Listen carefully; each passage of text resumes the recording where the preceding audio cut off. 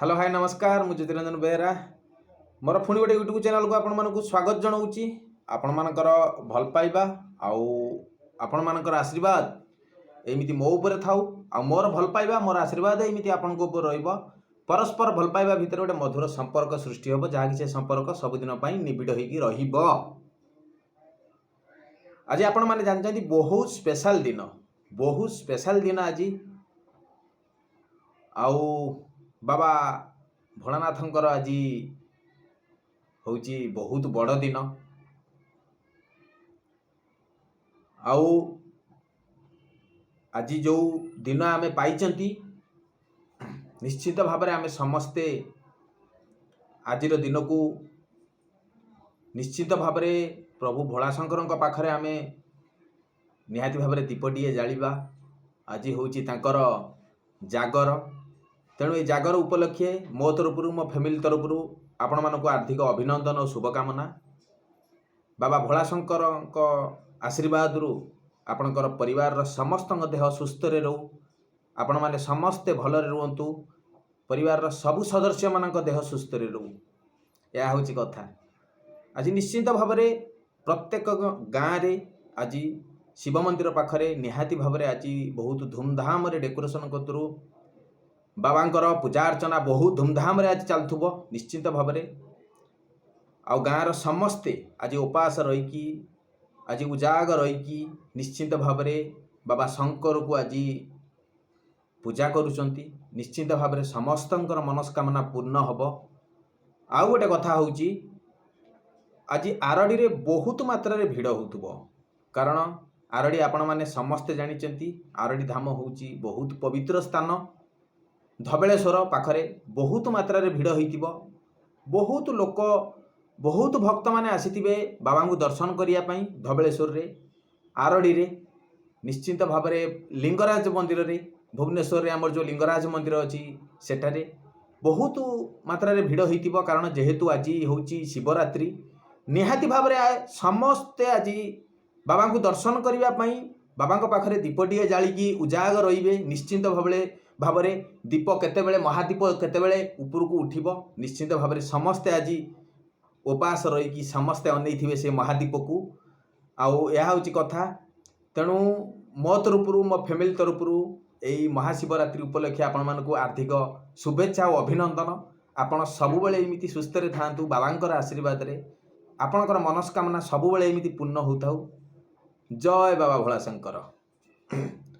आज निहाती भाव में गोटे टाइम थी आज आरडी रे हो किंबा लिंगराज मंदिर रे हो किंबा धबलेश्वर मंदिर रे हो निहाती भाव में गोटे टाइम धार्य होइतिबो केतेबेले महादीप उठिबो आउ तेणु निश्चित भाव में से प्रभुंकर इच्छा प्रभुंकर दया तेणु तांका आशीर्वाद तो गछर पत्र हले ना तांकरी आशीर्वाद रे आज महादीप निश्चित भाव में आज उठिबो भक्त माने दर्शन करिवे महादीप को आशीर्वाद नेबे प्रभुंक पाखरे निहाती भाव में आज बहुत खुशीर मुहूर्त समस्तंक पई। आउ आरडी रे तो आज पाद पकेया जगह नथिबो निश्चित भाव में मु तो केबे जाई नहीं मो भाग्य तो बाबांक डोरी तो सेमिति लागी नहीं। मु अवश्य आरडी जाइची किंतु ए जागर रे मु केबे बाबांक देखी नहीं तेणु बाबांकर बेश को भी मु केबे देखी नहीं तेणु यह हूँ कथा। आउ निश्चित भाव में जो भक्त मैंने जाकि बाबा को आज दर्शन करुँच निहाती भाव में तांकर भाग्य बहुत आउ हूँ तेणु मोर तो सेतिकी भाग्य हुए तो आम ना कारण आम जेहेतु आम बहुत दूर रे रोचु तेणु निहाती भाव में आम मन पकाऊँ बाबा को तेणु बाबांकर देखा कौ दिन बाबांकर लीलामय केतेबेले लीला लगेबे केतेबेले तांकर आशीर्वाद हब तांकर करुणा टिए हब आमको आरडी टिके जीवाई तांकर एई आजिर दिन रे एई शिवरात्रि आरडी जीवाई टिके आमर भाग्य हो बाबा को एठू मोर कोटि कोटि दंडवत। तेणु आज निहाती समस्ते जाइकी बाबा को दर्शन करंतु बाबा पाखरे दीपटीए जालंतु निहाती भाव में मनस्कामना पूर्ण हब।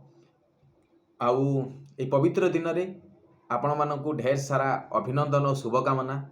आपण एई शिवरात्रि रे निहाती भाव में आपणकर भविष्यत उज्जवल हो आपणकर देह रोग सबुबले दूरे जाऊ बाबांकर आशीर्वाद रु आपण निरोगी रुहंतु या होची मोर कामना। आउ ଆଜିର ଦିନଟି ବହୁତ ଖୁସିର ମୁହୂର୍ତ୍ତ। ଆଉ ସମସ୍ତେ ବି ଆଜି ବାବାଙ୍କ ପାଖରେ ଦୀପଟିଏ ଜାଳିକି ବାବାଙ୍କୁ ସ୍ମରଣ କରିଥିବେ ନିହାତି ଭାବରେ। ମୋର ଏଉଠୁ ବାବାଙ୍କୁ କୋଟି କୋଟି ଦଣ୍ଡବତ କୋଟି କୋଟି ଦଣ୍ଡବତ। ଜୟ ଭୋଳାନାଥ, ଜୟ ଭୋଳାନାଥ, ଜୟ ଭୋଳାନାଥ। ଏହା ହେଉଛି କଥା। ଆପଣମାନଙ୍କୁ ଶିବରାତ୍ରିରେ ମୁଁ ଆଉ କ'ଣ ବା ଅଧିକ କହିବି, ତେଣୁ ଏତିକି ହେଉଛି ମୋର କଥା ଥିଲା। ଆପଣମାନଙ୍କୁ ଏ ଶିବରାତ୍ରିରେ ଢେର ସାରା ଅଭିନନ୍ଦନ ଓ ଶୁଭକାମନା।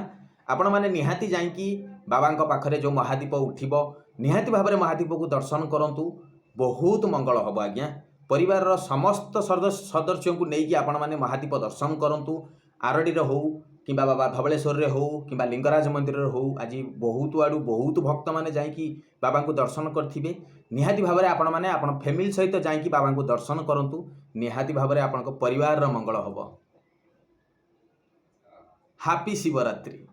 ଆପଣମାନଙ୍କୁ ମୋ ତରଫରୁ, ମୋ ଫ୍ୟାମିଲି ତରଫରୁ ଆପଣମାନଙ୍କୁ ହାପି ଶିବରାତ୍ରି।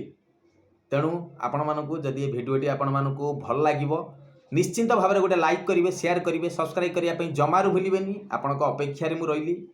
ନିହାତି ଭାବରେ ଆପଣଙ୍କର ଭଲ ପାଇବା ଏମିତି ମୋ ଉପରେ ଥାଉ, ମୋର ଭଲ ପାଇବା ଏମିତି ଆପଣଙ୍କ ଉପରେ ରହିବ। ପରସ୍ପର ଭଲ ପାଇବା ଭିତରେ ଗୋଟେ ମଧୁର ସମ୍ପର୍କ ସୃଷ୍ଟି ହେବ, ଯାହାକି ସେ ସମ୍ପର୍କ ସବୁଦିନ ପାଇଁ ନିବିଡ଼ ହୋଇକି ରହିବ। ଜୟ ବାବା ଭୋଳାନାଥ। ଏଇଠୁ ମୋର ଦଣ୍ଡବତ।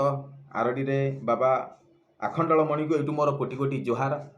ବାବାଙ୍କର ଦର୍ଶନ କେବେ ବାବାଙ୍କର ଇଚ୍ଛା ହେବ, ବାବାଙ୍କର ଦର୍ଶନ ଟିକେ ମିଳିବ, ମୁଁ ସେତିକି ଟିକେ ଚାତକ ପରି ଚାହିଁ ବସିଛି। ନିଶ୍ଚିନ୍ତ ଭାବରେ ଯଦି ସେତିକି ସୁଯୋଗ ମିଳିଲା ନିହାତି ଭାବରେ ଯାଇକି ମୁଁ ବାବାଙ୍କୁ ଦର୍ଶନ କରିକି ଆସିବି ନିହାତି ଭାବରେ। ତେଣୁ ଏ ସୃଷ୍ଟିକର୍ତ୍ତା, ତେଣୁ ନିଶ୍ଚିନ୍ତ ଭାବରେ ଆମେ ଆଜିର ଦିନରେ ତାଙ୍କୁ ନିଶ୍ଚିତ ଭାବରେ ପୂଜା କରିବା। ପ୍ରତ୍ୟେକ ଗାଁରେ ମନ୍ଦିର ଅଛି, ପ୍ରତ୍ୟେକ ଗାଁରେ ନିଶ୍ଚିନ୍ତ ଭାବରେ ବାବା ଭୋଳାନାଥ ପୂଜା ପାଉଥିବେ। ସମସ୍ତେ ଯାଇକି ବାବା ଭୋଳାନାଥକୁ ଆଜି ଦୀପଟିଏ ଅର୍ପଣ କରନ୍ତୁ। ନିଶ୍ଚିତ ଭାବରେ ଆପଣଙ୍କ ପରିବାରର ମଙ୍ଗଳ ହେବ, ଆପଣଙ୍କର ବି ମଙ୍ଗଳ ହେବ। ଜୟ ବାବା ଭୋଳାନାଥ। ରହିଲି। ହାପି ଶିବରାତ୍ରି। ବାଏ।